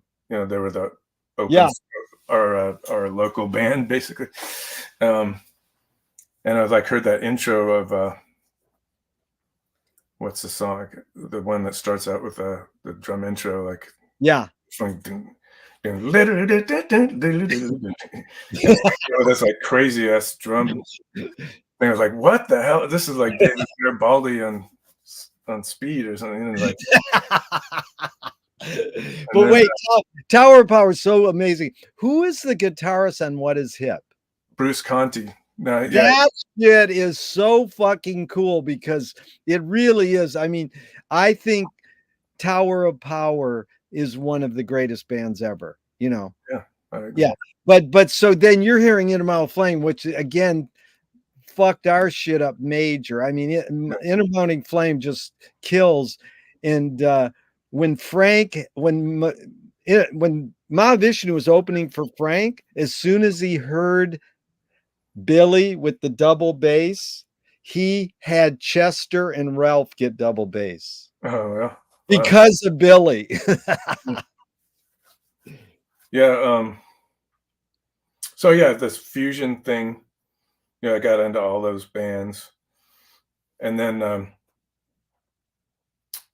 was in high school, and people like Peter Affelbaum and Steven Bernstein, they were like the stars. Like, and I'd known Peter since I was in first grade, Yeah. and I had sort of gotten away. I went to the free school and came back to high school, and these guys were all genius jazz players, and I'm like, what? Um, so that was part of like their influence, Yeah. and the jazz music at high school, and then like going to Don's house and hearing underground, and just like I wanted to have more depth in my playing, so I delved into it pretty hard and really listened to all the guitar players at that point. We had friends that worked at used record stores, so I could get real cheap records, and Yeah. um, so I checked out all the guys I could. Well, who are your 3 standouts then for jazz? I mean, it can be fusion and just straight ahead, but I'm just curious, 3 that kinda stood out for you. Well, Wes Montgomery is my favorite all-time jazz guitar player. Is he really? That is great. Um, for sure. I mean, hands down. But that at the time, I really like Pat Martino a lot. I was it went through my head like 4 seconds ago. Is he gonna say Pat Martino? I mean, Pat, what an amazing human being to lose the ability and then relearn it too. Yeah. Wow. But then there's like, Bill Frisell was a huge influence, and John Scofield Yeah. were huge influences. Yep. So this list, I already went over my 3. So Yeah. But um, no, that's cool. I mean, because but like there was like the different times in my life where I had different yeah. influences. Yeah. No, I understand, but it's good. It just gives me because in reading, you got a great website, Will, and when you read that quote, you're compared to Steve Cropper meets Grant Green. It was like, dang, how cool is that? That's a great because I want you to hear my funk song. I got this guy Nadav Paled. I don't know. Do you know Nadav? He studied with Pete Bernstein. Yeah, he used to live in New York, right? I think. Yeah. Yeah. Yeah, and I'm really happy with the solo he did. And a lot of those people who are younger than us, they come out of Grant Green. That's and it's like, well, did Grant come out of Wes or were they peers? Uh, they were peers. Yeah. Um, but I think everybody at that time, like Wes was the god, like they all Yeah. bowed down to. Like it was like Charlie Christian before that. Like Dude, I was just gonna Wes was like that. It was his big influence and a lot of people's big influence. That's what when we started hearing John McLaughlin, everybody says you got to listen to Charlie Christian. I says, oh, he invented the single note, solo. And Wes is mentioned by Frank too. That's what I always like. That Frank mentioned Wes. Oh, did he? Yeah, Yeah. that would not surprising. He knew everything. But the guitars for the Peppers, John Frusciante, I met him through the Zappa hotline. He used to come over to my house, and I turned him on to the P-Funk and avant-garde music, Meredith Monk, and all this stuff. And just a couple years ago, he transcribed a bunch of Charlie Christian lines, Oh wow. and I was like, "Whoa!" But his playing now is amazing. But again, when Anthony's not singing, to me, it just sounds like Band of Gypsies. Uh-huh. Have you listened to Frusciante in recent years at all? No. Give him a listen, especially at New Orleans at last year at the they break into a P-Funk song, not when Anthony's singing, just when it's a trio. Mm-hmm. It is pretty amazing what John, because he came out of Zappa. He could play any Zappa, Steve Vai, or Hendrix lick, and he practiced 8 hours a day. Then he got in the worst junkie band in LA and became a $500 heroin addict, burned down his $1 million home in the Hollywood Hills. And then he cleaned up and now he's still playing. So all the power to him. Yeah, I So mean, it was funny because a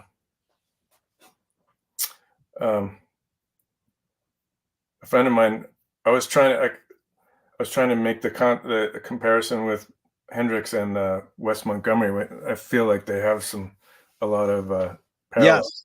like Yes. the way how funky they play, Yeah. um, and like some of the stuff that Hendrix, all this chord solo kind of stuff. Um, you can think of it as a parallel. It's interesting now, like so many the neo soul kind of guitar players are playing that kind of Curtis Mayfield Totally. um, like that kind of style, and the Hendrix kind of Yes. Florida You chord know, thing. my wife played with Mark Rebo, various guitarists over the years, and she hired this guy once in the valley, and he was way older than us, and he heard Piedmont Blues by Bob Wills in his Texas Playboys when he was 8 years old. Then, when he was 18, he was playing it with Bob Wills. And the guy soloed chordally. He didn't he sort of did single line notes, but it was so tasteful what he did. That sort of country swing Yeah, soloing. It's almost like Django in Django Reinhardt kind of things. yeah, I'm pretty influenced by that stuff too. Love Yeah. Western swing, Yep. Django, and Yeah. Well, Les Paul. now I'm really curious, Will, because you're in the knee deep in the swamp muck of funk for so many years, playing with so many, like Dr. John. You play with Zigaboo, you play with Mike Clark. I mean, even Waits gets sort of down and out funky, but I mean, playing with George Porter from the Meters. So your three favorite funk guitarists, or you're hearing. I mean, is Tower of Power the first funk you're hearing, or are you hearing you're hearing Ray Charles and James Brown first, and then you're getting into Tower of Power? Or Yeah, well, in Berkeley, California, they integrated the schools in the late '60s, maybe '68, yeah, and so I was in the hills, and I got bused down to what used to be an all black school, yeah, and so I heard a lot of soul, R&B, funk yeah, in school, and even just like on the bus ride down, we'd listen to KDI.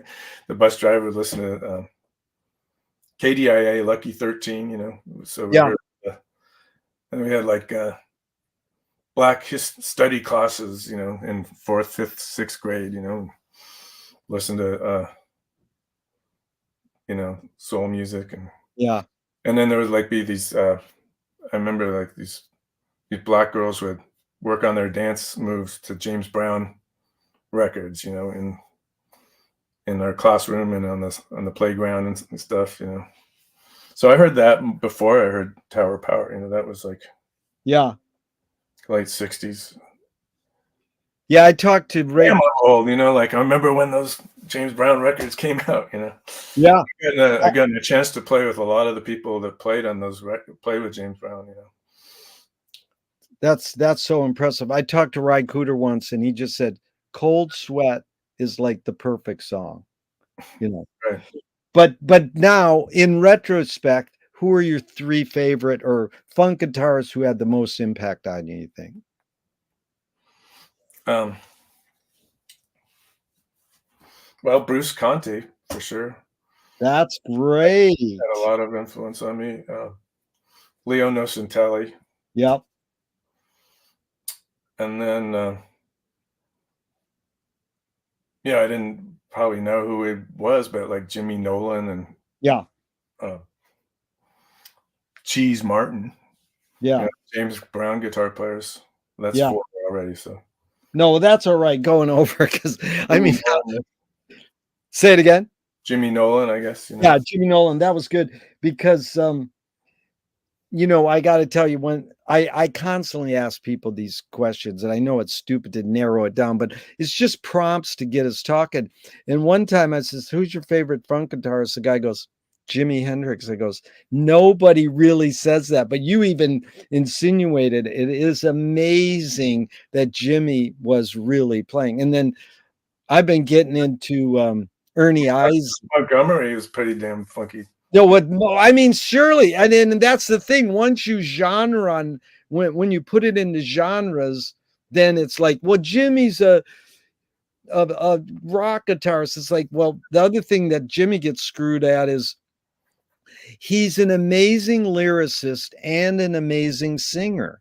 But the guitar playing is what people accentuate talking about. And it's like, I was happy that someone said Jimmy as a funk guitarist. But then one of my favorite answers ever was, whoever's playing on the Joe Tex songs. And I was like, it was so beautiful because I'm so like, we go with that cult of personality that you have to have a name. Right. No, you don't have to have the name. It's whoever was playing on Joe Tex. If you listen to that guitar, it's it's beautiful. Yeah, there's a lot of guys that aren't famous that created these things. Yep. Like Catfish, Bootsy's brother. Yeah. But my friend, I love Neo Nocentelli. I think Sissy Strut is just like an anthem to me. And Mm-hmm. I'm curious, what do you think of Schofield's version of Sissy Strut? I don't know that I know it. Well, listen to it someday and let me know. But anyways, my friend's funk band in Venice, the Gumbo Brothers, they got a big gig on the Santa Monica Pier, and so they brought Leo up for guest, and he starts playing like metal. And it's like, no, but it's like people grow and they change.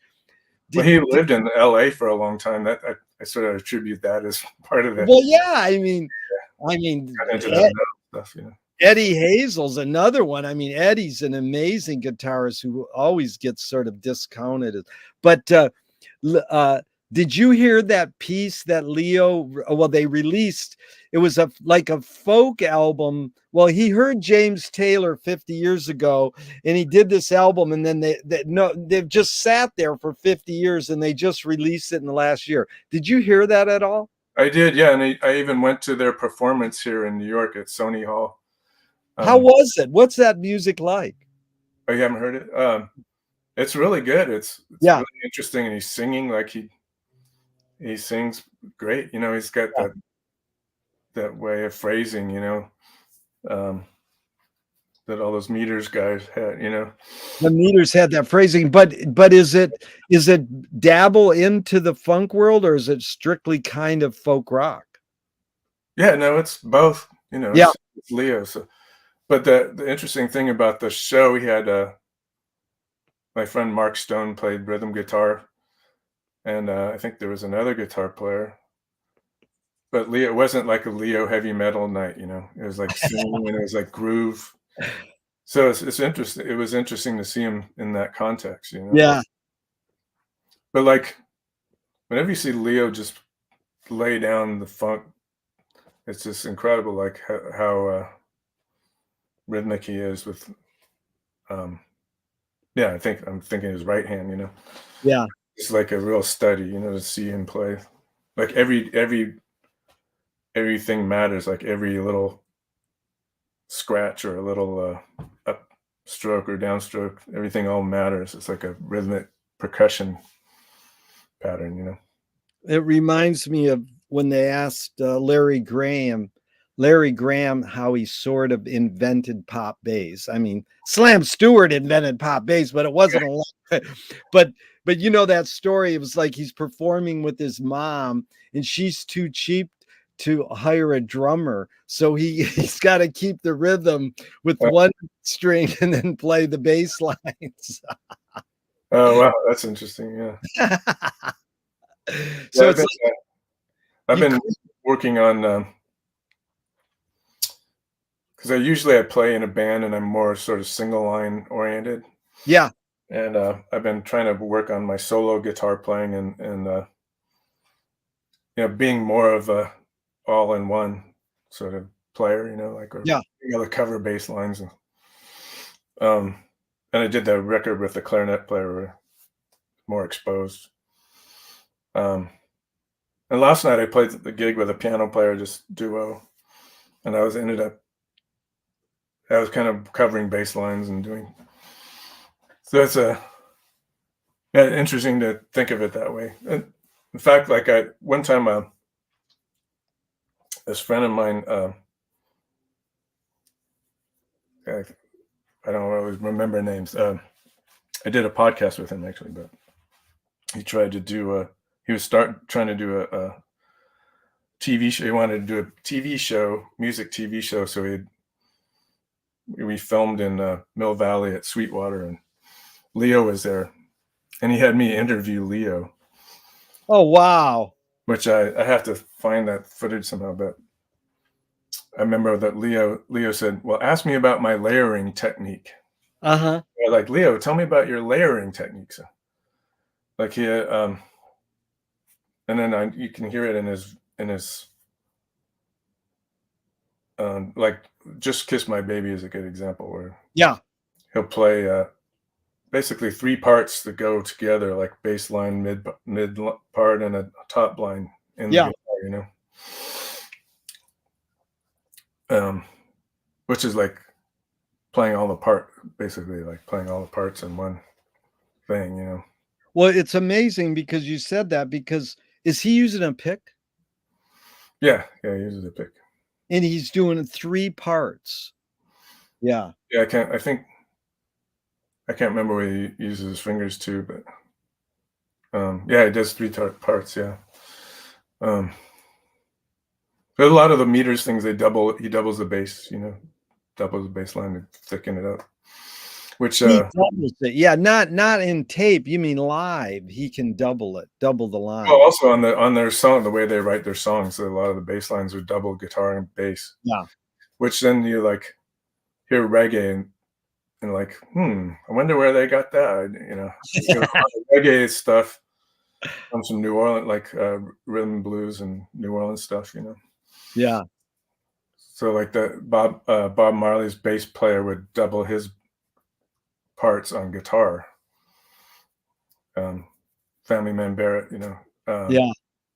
that's like, if you listen to him, like perfectly doubling the bass. That's incredible. Like those are some of the most incredible bass lines ever. They are. But it's When a similar sort of concept. So Leo would double the bass and then add other stuff on top around the bass part he was doubling. But not in post. You mean live. They play. It's Yeah. written into the song like "Just Kiss My Baby." Just 'cause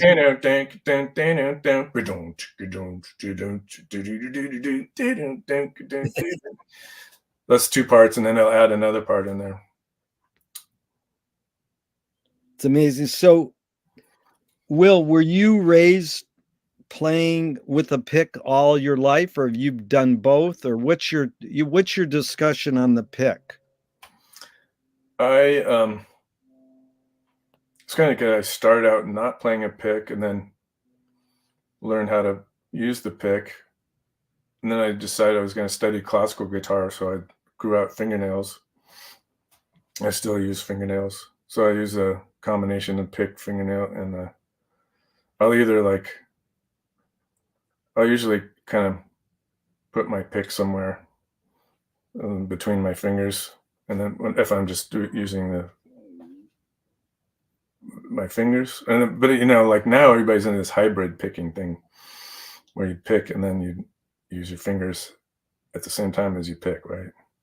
That's like, I saw Steve Vai saying about how he wished he had known how to do that, like back when he was like copying some Zappa stuff, Yeah. But so yeah. So you guys saw Schofield. I actually was talking to Schofield about like how he does it. He has like this way of slipping the pick, like it's a sleight of hand thing where you get the pick, you have it, and then it's all of a sudden it's hit right. He hides the pick right in there. Yeah. Yeah. When he's like using, because he doesn't do that hybrid picking, but like Frizzell will do more hybrid picking where he uses the pick all the time and plucks with his fingers. Well, I had, I was in Ann Arbor, Michigan from 72 to 80, right at that peak. We were seeing Frank and John McLaughlin and everybody. And I worked in a record store, and this guy was a guitar freak, and he sort of taught me about the importance of guitar. And it was a lot more than just on the surface. And he said, if you use a pick, it's like playing the guitar with gloves on. And I was playing blues guitar with my sister's guitar, where the strings were like a half inch off the fret, with a matchbook trying to hit the but was Jimmy mainly pick his whole life? Jimi Hendrix? Yeah. That's a good question. I'm not sure. Yeah. I'm sure he must have used fingers too, but Yeah. Because I always say that Harvey Mandel invented finger tapping. But I think Frank was inventing it with a pick. Yeah, he was using the pick. Yeah, Frank. He was doing it with a pick. But is it?